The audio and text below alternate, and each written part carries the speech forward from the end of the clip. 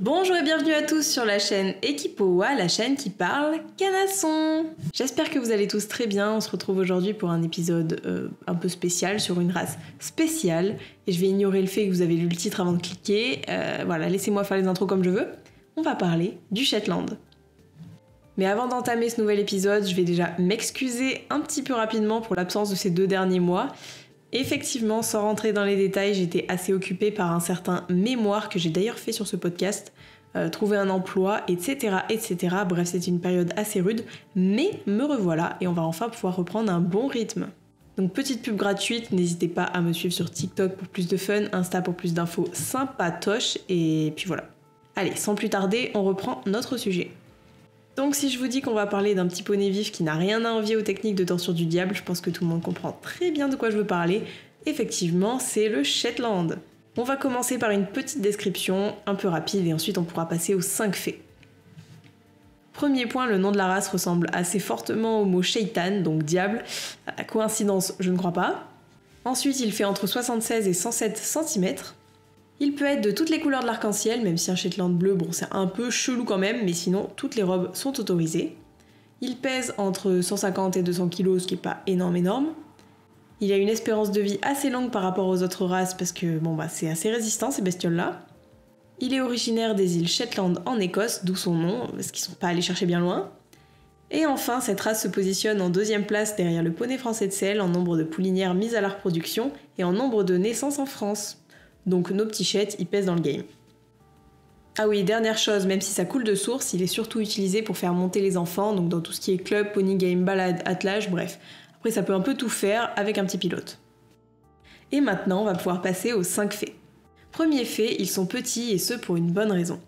Les îles Shetland c'est sympa, mais ça pèle et il n'y a pas grand chose à grailler. Pour pallier à ce problème et comme Dame Nature fait bien les choses, au lieu de leur donner des conditions de vie sympas et tout, elle les a tout simplement réduits en taille. Pas folle la guêpe.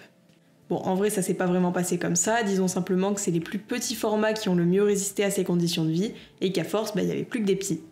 En gros, si sur 10 chevaux, seuls les 3 plus petits survivent, c'est les seuls qui vont faire des bébés, et si les 2 petits font des bébés, les derniers ils vont pas faire 1m80, donc on se retrouve avec que des petits formats, et c'est pas plus compliqué que ça.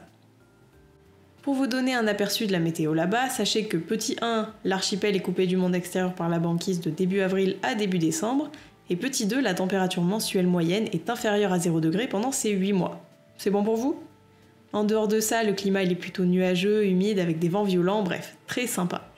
Et même si la glace elle fond un peu plus ces dernières années parce que réchauffement climatique, etc., cette glace représente quand même plus de 80% de la superficie, même en été. Tout ça pour dire que nos minus ils ont vécu dans les pires conditions pendant des milliers d'années, et maintenant vas-y que ça se plaint quand tu donnes la bouffe à 8h12 au lieu de 8h quoi.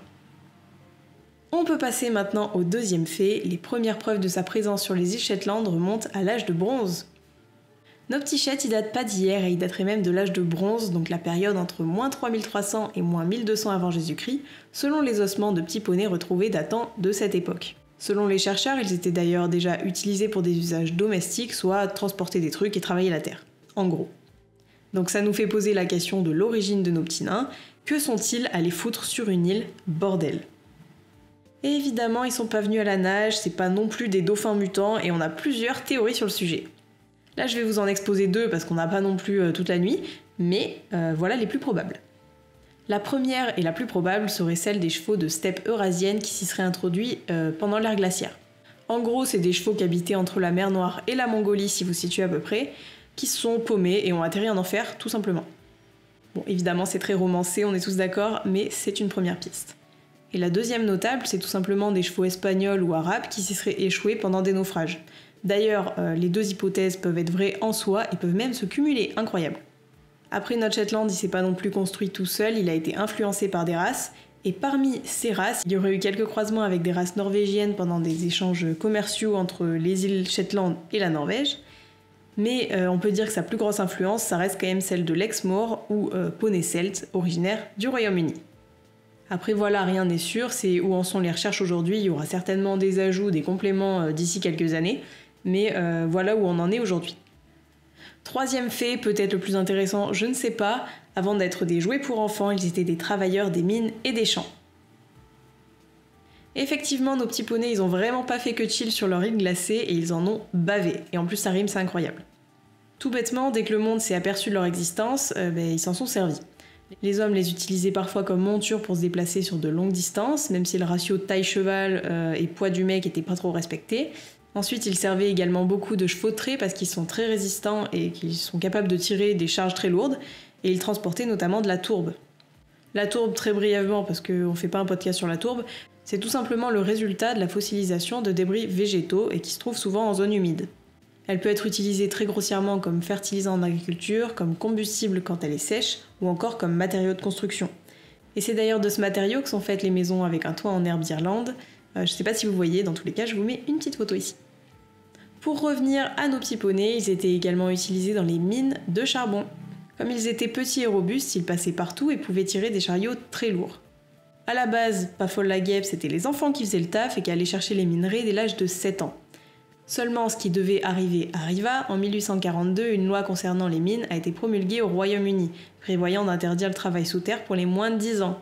Donc là, on s'est retrouvé bien dans la merde de plus pouvoir utiliser les mioches. Ceci dit, une solution toute trouvée a été trouvée, merci. C'est tout simplement celle des poneys Shetland qui ont été utilisés pour remplacer les petits dans les passages étroits. Donc nos petits Shetland, ils ont été vendus dans toute la Grande-Bretagne, ils ont même été exportés aux États-Unis pour la même raison, donc ils se sont un petit peu éparpillés dans le monde. Et ces échanges, ils étaient assez précieux pour les fermiers des îles Shetland, tout simplement pour vivre en vendant leurs poneys aux miniers. Niveau conditions de travail, c'était pas la folie, parce que les poneys descendaient dès l'âge de 4 ans et ne remontaient plus jamais. Vraiment une vie rêvée. Et le plus impressionnant, c'est que c'est pas si vieux que ça tout ça, et jusque dans les années 70, beaucoup de poneys étaient encore utilisés dans les mines de Grande-Bretagne. Après, la mine a été de plus en plus mécanisée, et donc les machines remplaçaient les poneys, etc. Aujourd'hui, il reste encore quelques poneys dans les mines d'Irlande, mais les traitements ont bien évidemment évolué, et il en reste de toute façon plus beaucoup. Parallèlement à la mécanisation des mines et donc à la mise au chômage de tous nos Shetland, la race a commencé à être popularisée et de plus en plus utilisée pour les enfants en équitation de loisirs. On peut d'ailleurs dire merci à la mère de la reine Elisabeth puisqu'elle a pris sous son aile cette race jusqu'à sa mort en 2002. Quatrième fait, le plus court mais le plus insolite, il existe une course spéciale Shetland. Bon, ça c'est un fait plutôt fun, mais il existe bien une course ouverte seulement au Shetland et elle s'appelle la Shetland Pony Grand National et se déroule au Liverpool International Horse Show. Ce Liverpool International Horse Show, c'est tout simplement un condensé de concours de différentes disciplines, un peu comme ce qui se passe avec Lyon, au Salon du Cheval à Paris, etc. Mais tout ça dans une ambiance de Noël assez sympa et donc avec le Shetland Pony Grand National au milieu. Pour cette course assez insolite, c'est une dizaine de jockeys entre 10 et 14 ans et ne dépassant pas 1,52 m qui s'affrontent. Je vous laisse regarder des extraits vidéo parce que c'est quand même très rigolo à voir. En dehors de ça, paraîtrait-il que cette course serait un tremplin professionnel pour de futurs jockeys. Bon, ça, j'ai vraiment rien pour la tester, c'est ce que j'ai lu quelque part, mais bon, la sélection des jockeys m'a l'air tellement rude que je veux bien le croire. Cinquième et dernier fait, il existe plusieurs types de Shetland. Vous le savez, il faut toujours que les États-Unis remiquent les choses à leur façon et c'est exactement ce qui s'est passé avec le Shetland. Et pour le coup, ils ont poussé le vice un peu loin. Pour faire court, dans les années 70, ils ont déjà commencé à se lasser des petits Shetland rembourrés pour les mioches et ils ont voulu en faire un poney de show. Donc ils voulaient un poney plus grand avec des jambes plus fines, une encolure plus fine, bref, compliqué, le Shetland ça allait pas du tout. Pour ce faire, ils ont donc croisé notre poney Shetland avec des Welsh, des Hackney et même des pur sang anglais ou des Arabes. On fout tout ça ensemble, on mélange, tac tac tac, et ça fait le Shetland américain. Ok, c'est super, il existe 2 Shetland. Eh ben non, c'était trop simple, il en existe encore 4 de plus. Non, en vrai, c'est pas 4 de plus, c'est tout simplement que dans le Shetland américain, il y a 4 types de Shetland américains. Quand je vous disais qu'ils avaient poussé le vice, c'est qu'ils avaient poussé le vice. Le premier type, c'est le type Foundation, et rien à voir avec le fond de teint, évidemment, MDR lol, super blague. Ça, on va dire que c'est le type de base qui est là pour préserver le poney Shetland américain tel qu'il était dans les années 50. Sa taille, elle est limitée à 106,68 cm, attention c'est précis, et c'est le plus rond des 4. Niveau morpho, l'encolure et les jambes sont plutôt courtes, la tête est courte également, avec des petites oreilles et des grands yeux expressifs. Ensuite, on a le type classique qui est élégant, exceptionnellement conforme dans ses aplombs. C'est vraiment pas moi qui le dis, ça c'est le sud-book de la race, donc comprenez ce que vous voulez. Il a un corps court, des oreilles pointues, dressées, des yeux proéminents et une tête raffinée. Niveau taille, il ne doit pas dépasser 116,84 cm, encore une fois on est très précis, mais peut tomber bien en dessous, ce qui offre une large gamme de taille. Le classique, c'est un peu le 4x4 du Shetland américain, puisqu'il peut tout faire, du poney pour enfants au cheval de trait, en passant par l'équithérapie, bref, c'est vraiment le juste milieu parfait. Équithérapie d'ailleurs. Ensuite, on a le type moderne qui est élégant, fougueux et robuste, et il est souvent utilisé en attelage. Celui-là, il est présenté en 2 catégories de hauteur. La première, c'est celle des moins de 109 cm au garrot, et la deuxième entre 109 et 116 cm. Et enfin, le dernier modèle, c'est le type Modern Pleasure. Lui, c'est tout simplement celui qui est censé être le plus facile, destiné aux non-professionnels ou à des enfants.